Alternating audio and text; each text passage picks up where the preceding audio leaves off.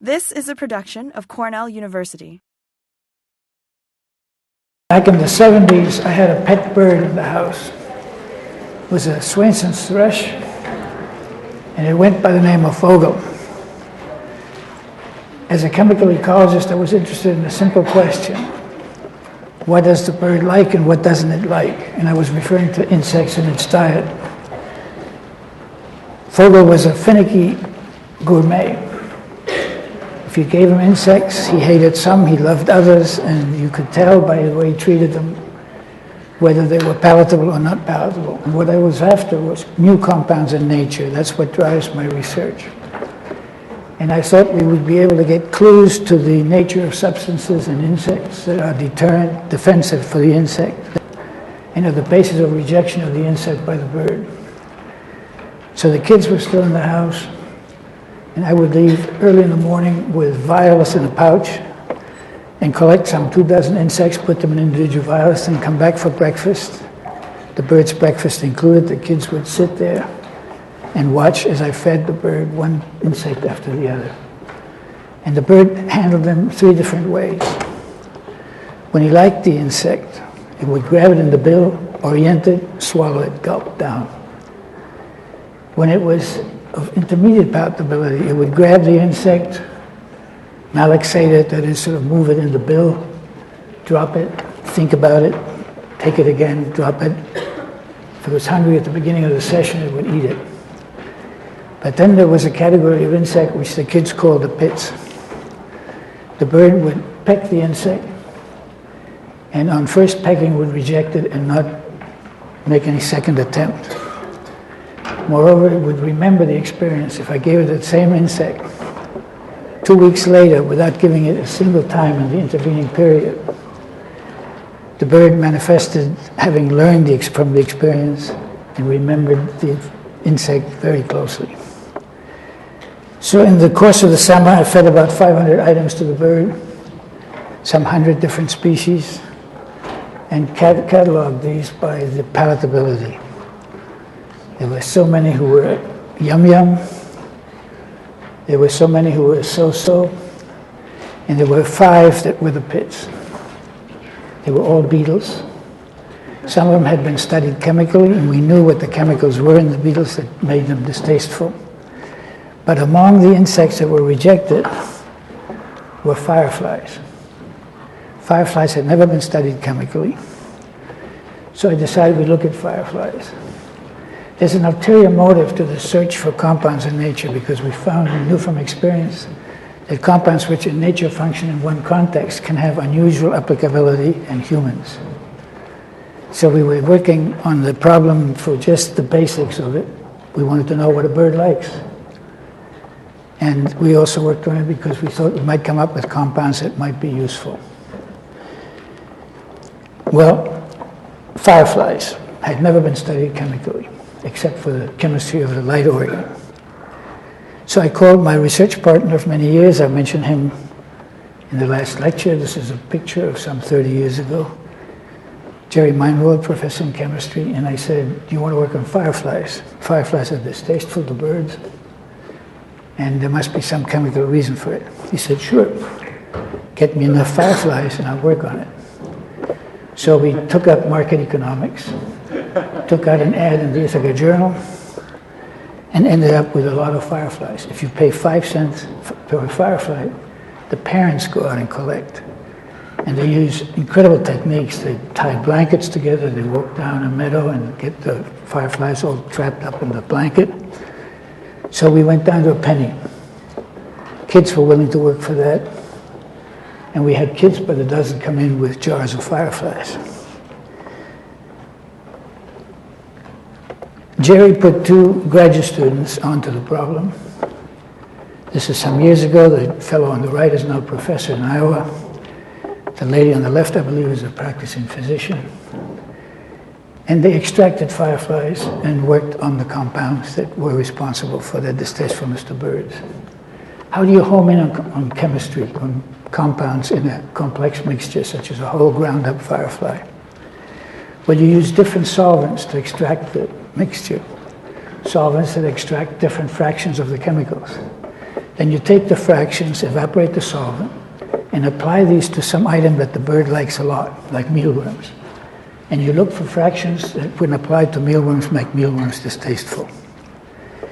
And this took time, but we were lucky because you sometimes find that activity is contingent upon two compounds operating together. And when you fractionate the firefly, you lose the activity because the compounds go into different fractions. That didn't happen with the fireflies. Activity was very correlated with a number of characteristics, and the compounds went into just one fraction of the extracts. And in due course, Jerry and his folks came out with the answer. The compounds involved were a mixture of steroids. You can see this is the typical steroid configuration here. And there were new steroids, steroids that are different enough chemically you could really call them new compounds. Steroids are interesting. Steroids have hormonal actions, they have medicinal functions. Only a few steroids that I mentioned to you, you'll know what I'm talking about: testosterone, estrogen, progesterone, cholesterol. These are all steroids. So it's a heart drug called digitalis, which is obtained from plants. And we were intrigued by the fact that the firefly steroids that we got out resembled some of the steroids that we used medicinally. So we thought we'd send some of the compounds to a pharmaceutical company to tell us whether they have cardiotonic activity, which is what we suspected by the similarity to drugs. In the meantime, I worked biologically on the fireflies, and that took us into interesting territory, which I just mentioned parenthetically. We looked at different fireflies and the expectation that they might produce different versions of these steroids, but not so. Some fireflies did not produce any of these steroids. But when you analyze the female of these species late in the season, you found that they had these steroids. And we found that these females, which don't have the steroids themselves, get them by luring the fireflies that produce them, luring them by faking their communication code and lights, and then eating these fireflies with the steroids, incorporate the steroids into their own body, and are protected as a result. Which turned out to be a lot of fun and good science. We published that.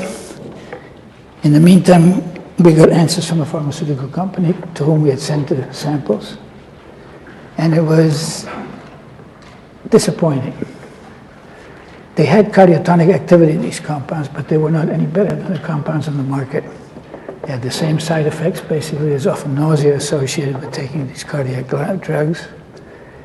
So the theme we thought we might hit and get some publicity for, drugs from bugs, there was a nice ring to it, failed. But we should have been more careful in who we sent the drug to. We sent it to a company that had specialty in heart drugs, but we should have sent it to other companies as well. Because other folk took these compounds, which we had called lucibuphagins, they were new steroids, and the term lucibuphagins implies Lucifer, the bearer of light, and bufo implies toads. It turns out these compounds were similar to some steroids produced by toads in Asia, so we combined the terms and called them lucibuphagins. Well, these other investigators sent them to other companies, and it turned out that the lucibuphagins have antiviral activity, and patents were taken out. This is from a patent.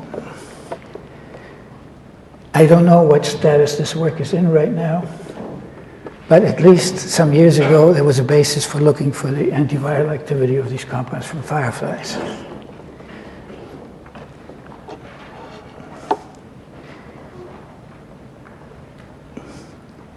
I don't know if you're aware of the fact that some 40% of medical prescriptions taken out in the United States annually are for compounds that have their root in nature, or that are synthesized in imitation of natural compounds, or with deliberate variation, but fundamentally of natural origin. We're dependent on nature in countless ways. But what I like to emphasize today is the medicinal dependence we have on nature, on the compounds of nature. I'll give you some examples. This is what kind of plant? It's the foxglove.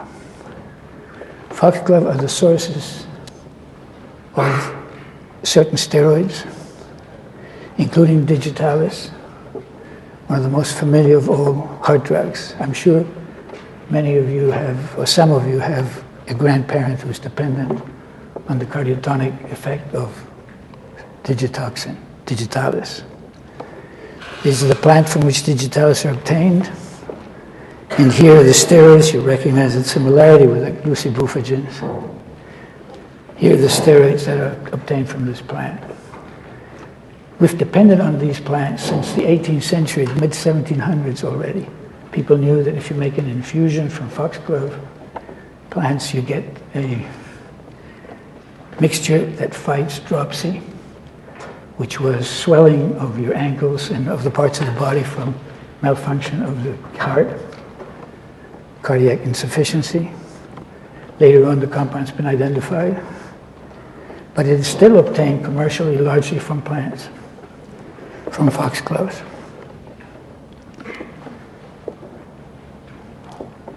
This is when you don't treat the patient right, what he sees. I take it I don't have a slide in there. Let me go backwards, maybe I'll get it. There we go. This is from a tree called the cinchona tree, which grows in the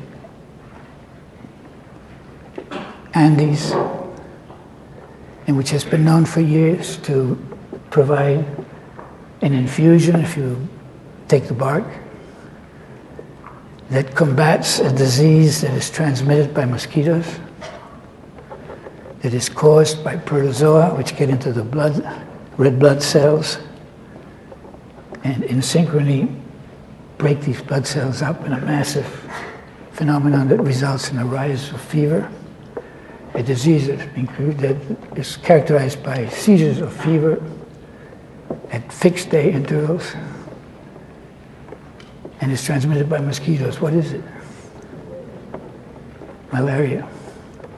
And the cinchona tree is a source of quinine, which is still used in the treatment of malaria when some of the synthetic drugs turn out not to be no longer useful because there's resistance that develops in the protozoa or in the mosquito that you're trying to control. I'll give one more example. Even aspirin derives its origin from nature. It was known that if you make an infusion from the bark of certain willow trees, you get an analgesic, a painkiller,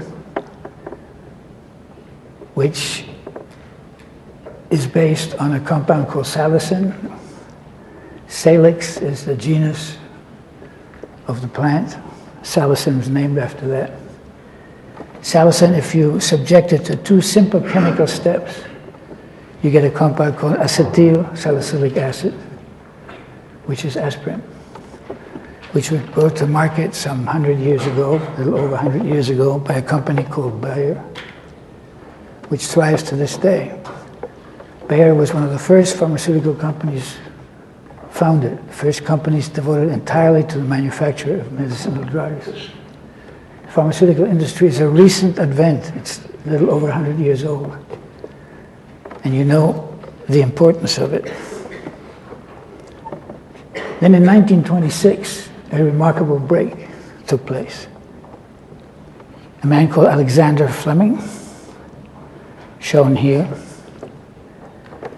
had a petri dish in which the following phenomenon played itself out. He knew he was onto something good because he took the time to photograph the very dish in which he noticed the phenomenon.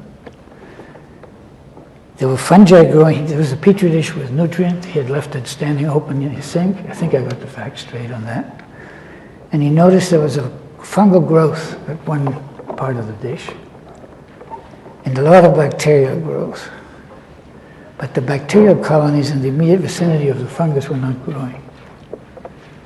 That is how it was discovered that you got chemical warfare between microbes, in this case between a fungus and bacteria.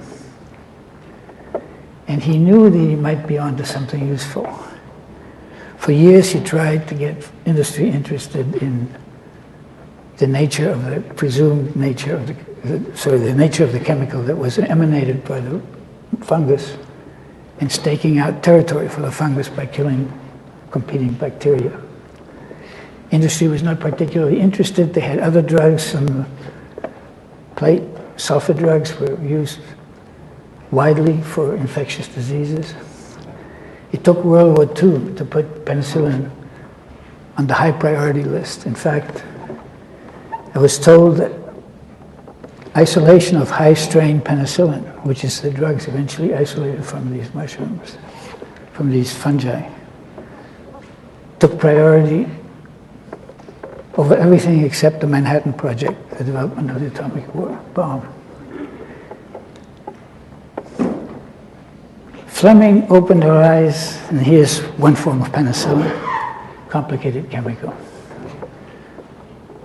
What Fleming did is open the eyes of the world to the possibility that microbes may be major sources of drugs. And that certainly turned out to be true. By following up on the chemistry of molds, we discovered penicillin, streptomycin, aureomycin, a whole litany of microbial products of enormous use in human disease. Just to look at this figure. If you take infant mortality, the number of children dying in the first year of their life, the number per 10,000 births, you can see that in the period before penicillin, or before antibiotics, as compared to a period where antibiotics were already in widespread use, was a cutting of more than in half of the infant mortality. Our dependence on antibiotics is our dependence on miracle drugs. There's no other way to put it. So there's gold in those organisms that surround us. Just so you don't think that microbes are known only to produce antibiotics, I show you this compound, which was isolated by Merck and Company, big pharmaceutical company, from a Japanese mold, which was sent in for testing, and which is a worm killer. It's $1 billion a year drug for Merck. It's used to combat infections in cattle. It's used to combat infections in dogs. The retired school teacher who moves to Florida with his Fido, the dog, no longer has to fear that the dog will die within months of heartworm, because you give the dog pellets of ivermectin and it fights the worms.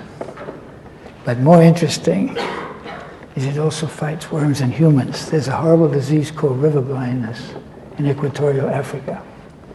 It's caused by a worm that is transmitted by a fly.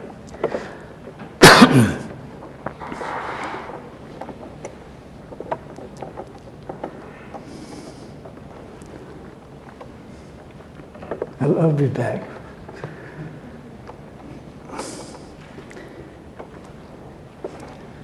The worm gets into the circulation and gets into the eyes and damages the eyes, with the result that adults, by the time they're 30 years old or so, have a 30% chance of being blind. Children grow up as seeing eye kids, helping adults to move from place to place, knowing full well that they themselves are likely to fall victim to this disease at 1 chance in 3 by the time they grow up. Well, it's to Merck's credit that they make this drug available for human use throughout the world at no cost.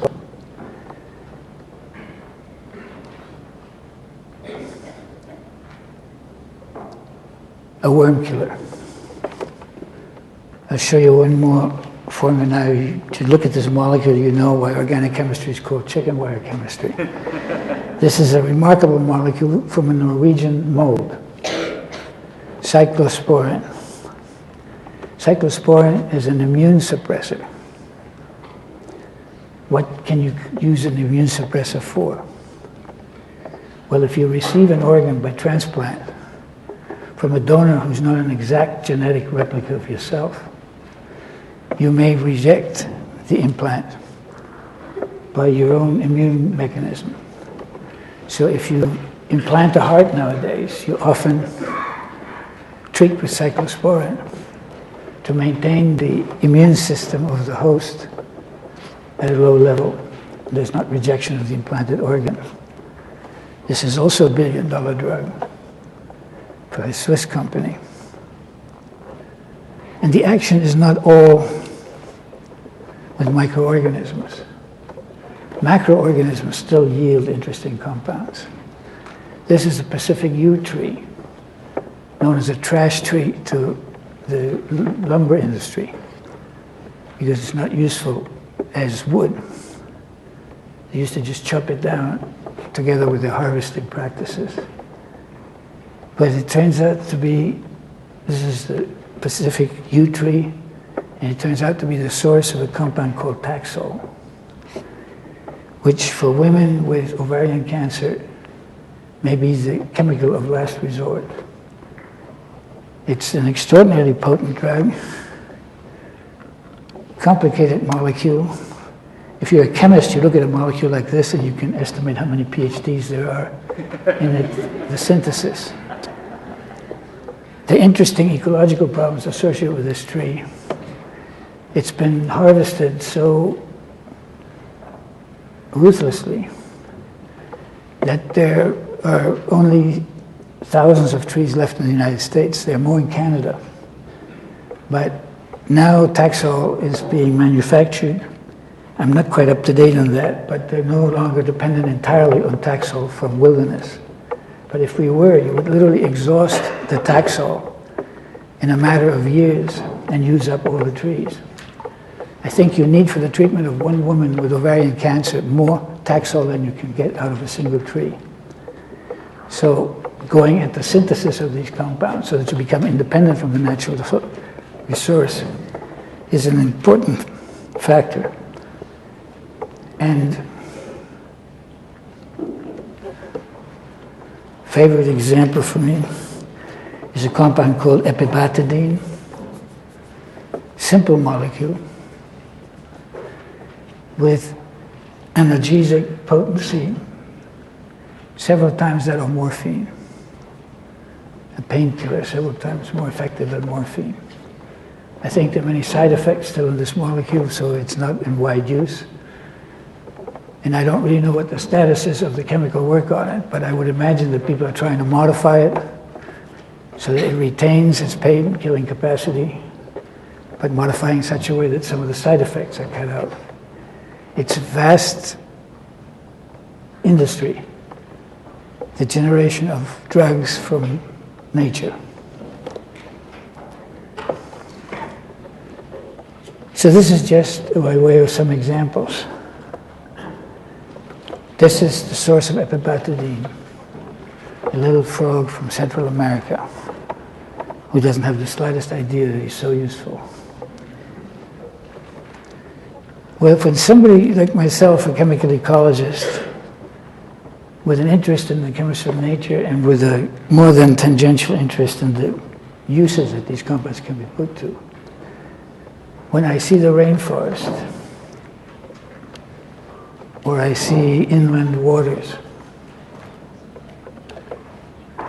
or I see coral reefs,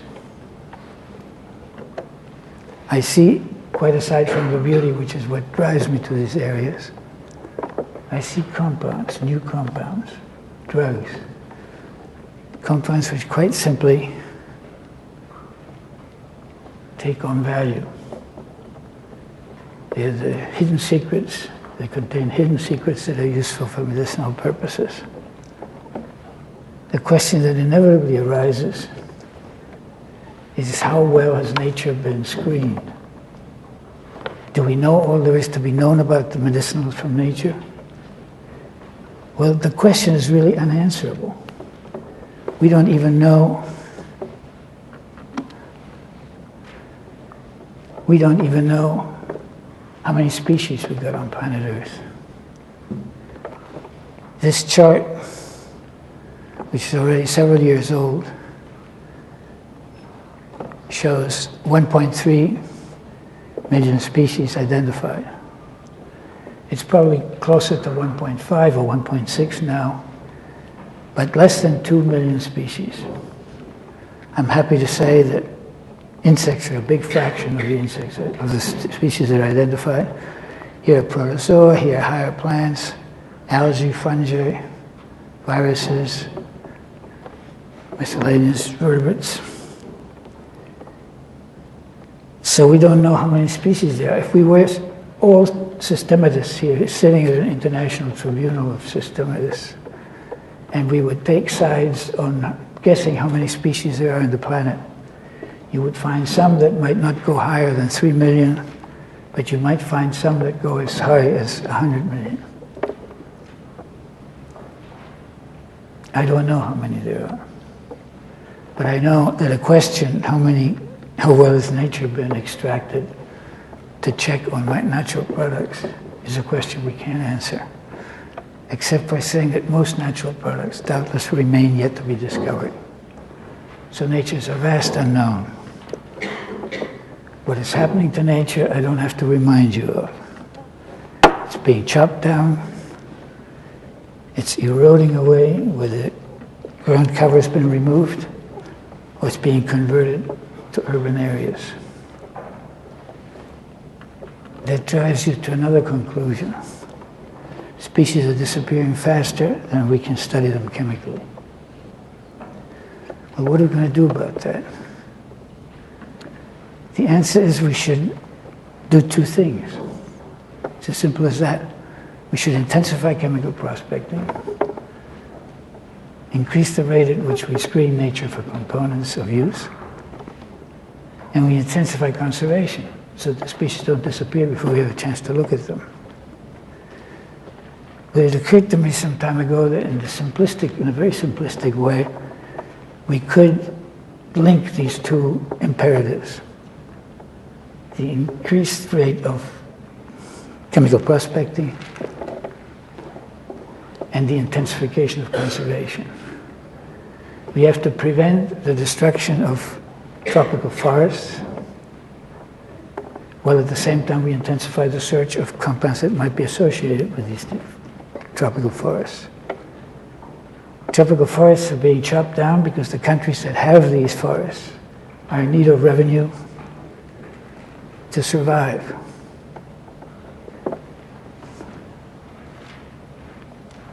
Well, it seemed to me that one should be able to foment partnerships between a tropical country, a developing country, which can inventory its natural resources, and a pharmaceutical company from the developed countries, which can, in exchange for the right to access the wilderness, the tropical wilderness, provide a guarantee of return of royalties from the profits derived from the discoveries made in that country, in their domain.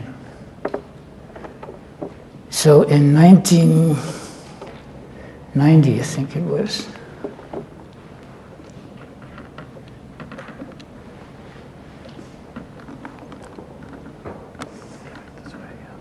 there we go. In 1990, we brought together representatives of Costa Rica and representatives of an American pharmaceutical company, right here in Ithaca. It was a small meeting. We just wanted to investigate the possibility of establishing that feedback link that I showed you in that slide in a practical way. Why did we pick Costa Rica? Costa Rica is an amazing country. By the way, the president of Costa Rica is one of the most remarkable presidents of any nation. Costa Rica abolished the army, so they don't squander money on military purposes. They have a land use plan. About 25% of their wilderness is declared protected. They're like the United States. Their budget, by the way, is not much bigger than Cornell's budget, annual budget. That gives you an idea of what we're talking about when we talk about national wealth. But one of their most useful possessions is this wilderness, this array of species with potential chemicals in them. So we brought representatives of Costa Rica to Ithaca. Costa Rica had already for some years working with their national institute, Instituto Nacional de Biodiversity, which was an institute that they founded for the purpose of inventorying their wilderness before establishing any kind of cooperative agreement with industry. The Instituto Nacional does many of the things that museums do. It collects and keeps an inventory of the plants, just as like it work on the insects and on other organisms. And by knowing what they've got, the value of their natural resource goes up enormously. Because an industry that works in cooperation with a country that has indexed resources can reliably tap a same sample on a subsequent effort to collect of these specimens.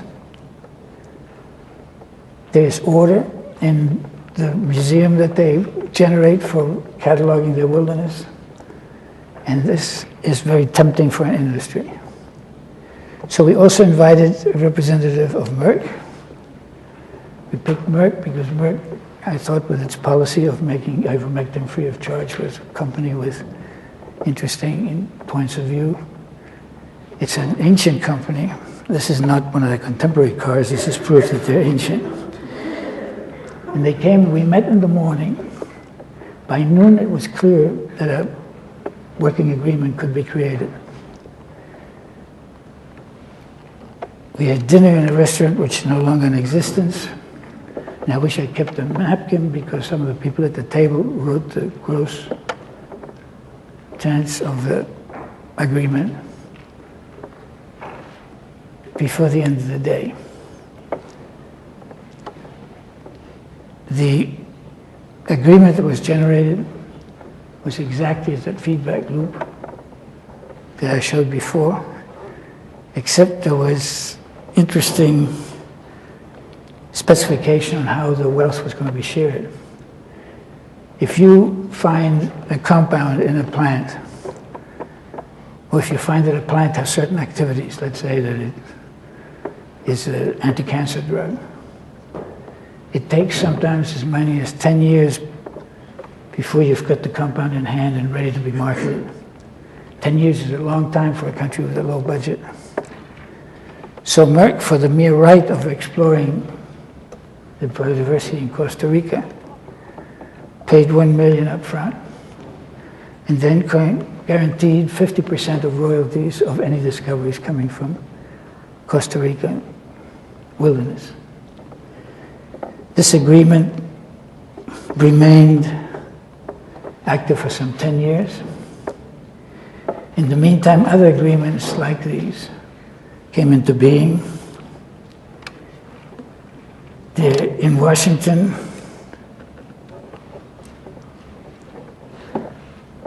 an organization called the International Cooperative Biodiversity Groups, ICBG, was put together under auspices of the National Institutes of Health, the National Science Foundation. The Department of Agriculture was involved there, also the Agency for International Development. And the purpose was to bring industries together with custodians of wilderness. So there were at one time agreements in existence between Cameroon, Nigeria, Suriname, Costa Rica, Mexico, Peru, Argentina, and Chile, and various pharmaceutical companies. The ICBG program is still in existence. INBio is continuing to inventory the resources. InBio now has agreements with Korea. In other words, the idea of working jointly, developed and undeveloped country, for the common purpose and for an equitable sharing of the profits is a model that is functioning right now.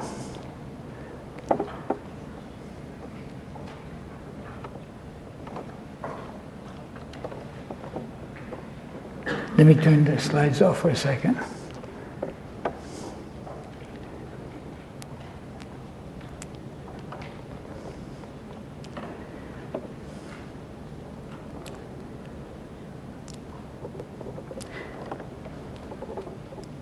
And there's room for expansion of these agreements.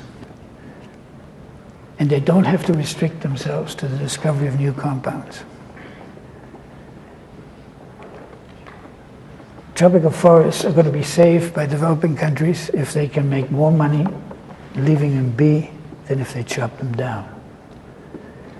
The motto is nature, use it or lose it. But the benefits to preserving nature are now increasing on many fronts. Take that feedback loop and instead of chemical prospecting, insert photosynthesis.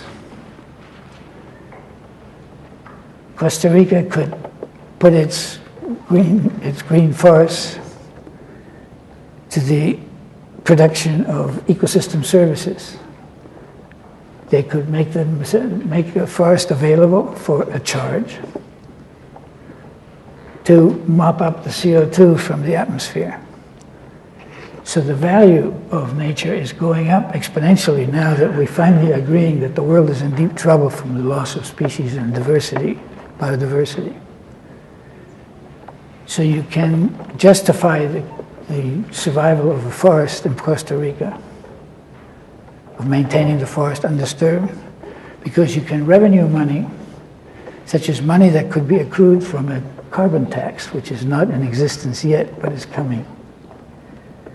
Where if you generate so much CO2 from making such a major carbon imprint on the planet, you owe it to a country that doesn't do that, but maintains its greenery, hungry for CO2 and therefore mopping up after the industrial pollutants.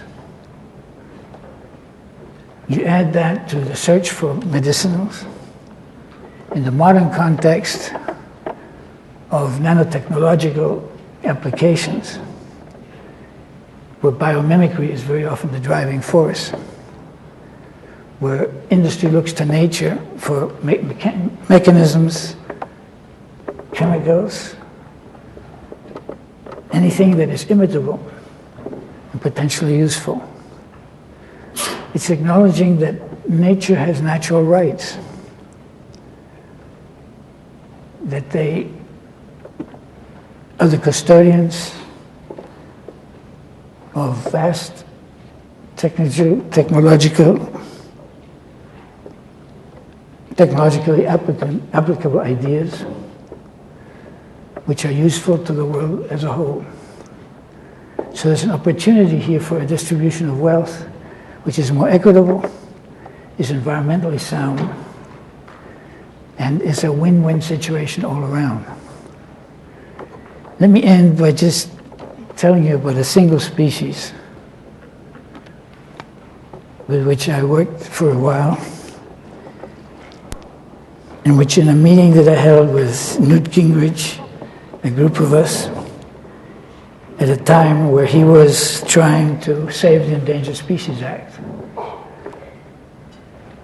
I had a meeting with him, not alone, there were others in the meeting, Ed Wilson, Stephen Jay Gould, and we were making a plug for getting the reenactment of the Endangered Species Act, which was being threatened in Congress. And I gave this flower to Newt Gingrich to make my point of what is involved with the cost of losing a species. That species is a member of the mint family. It's very pretty. it looks like an orchid, but it isn't. It's petite. It's about 1 centimeter in size. And it's very unspectacular. It grows in an area in central Florida which is usually reduced to golf courses and orange groves, called the Florida scrub. Marvelous area. It's biologically so interesting and so unknown. Well, we played with this flower. I was interested in this plant because it was the only plant that I could spot literally from 20 feet downwind from its odor. And the odor is associated with little capsules that are present in the leaves, throughout the leaves. That's how they individually look. And they're hollow. They're filled with an oil. They get punctured when a caterpillar bites into the leaf of the mint plant. It gets a mouthful of this grenade fluid. You could demonstrate the repellency to insects of this fluid by baiting ants to come to a droplet of sugar solution, and they line up like an army contingent with great discipline, one side by side around there. If you approach them with a leaf of Dicerandra that you cut so as to cause some of the grenades, some of these capsules to explode, you can see what it does to the insects. It immediately dispels them. Insect repellents can have their uses. And this plant turned out to have not a drastically different compound, but a new natural product, Transpuligol, responsible for protecting it against insects. And it was enormously potent, this oil, and insect repellency.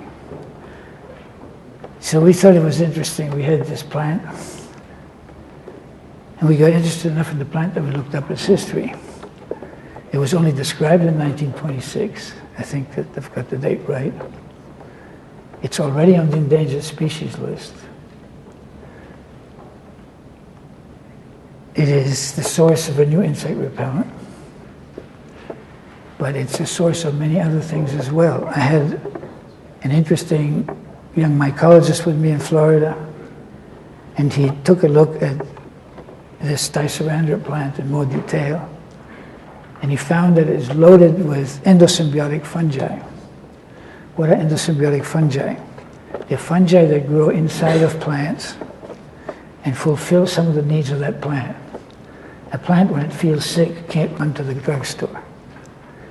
So if it can keep an in-house pharmacy consisting of microbes that produce the compounds that it needs for survival, it's obviously on a good evolutionarily secure route. Well, it turns out, I think there were some 20 endosymbiotic fungi growing inside of this plant, including one shown here with powerful antifungal activity. This is a mold growing in culture. Here is the extract of the leaf of Dicerandra. Here's the zone of inhibition showing where fungi are prevented from growing. It's the same thing as the penicillin petri dish. We have no idea what the compounds are there. But that plant is restricted to acreage less than the size of the hole that I made with a toothpick that I used to insert the flag. And those acres are all on a biological preserve. The species would doubtless have vanished to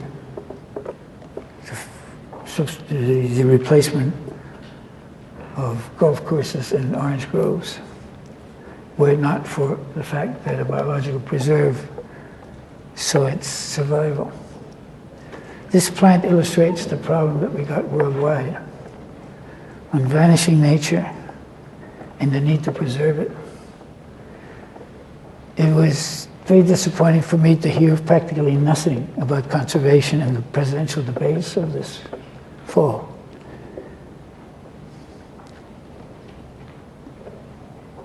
Conservation has to move to frontline dialogue in the public discourse. I'll just read you a quotation by someone called Al Gore. if I can find him. When he was Senator Gore, in other words, in 1992, in an essay espoused, Senator Al Gore, in an essay espousing the sustainable use of biodiversity, pointed to the special merits of the in-BioMerc agreement. President Clinton himself endorsed the tenets of the agreement when he said in a speech delivered on Earth Day 1992 prior to his inauguration that, quote, "We should explore establishing the international equivalent of the Nature Conservancy, a fund contributed to by developed nations, and the pharmaceutical companies to purchase easements in the rainforest for medical research. The easements and the profits from new drugs could make not developing forests more profitable than tearing them down." So it's a simple blueprint. It's a simple way of thinking of resources being shared for the common cause of conservation. As you remain in Cornell for the rest of your graduate education and you see the university struggling to institute some sort of sustainable form of existence, keep in mind the broader picture. The problems are now global. The solutions have to be global. The politics has to adjust itself to the common need. And the rest is hard work for you and investment of a good chunk of your time. That's all I have to say. Thank you.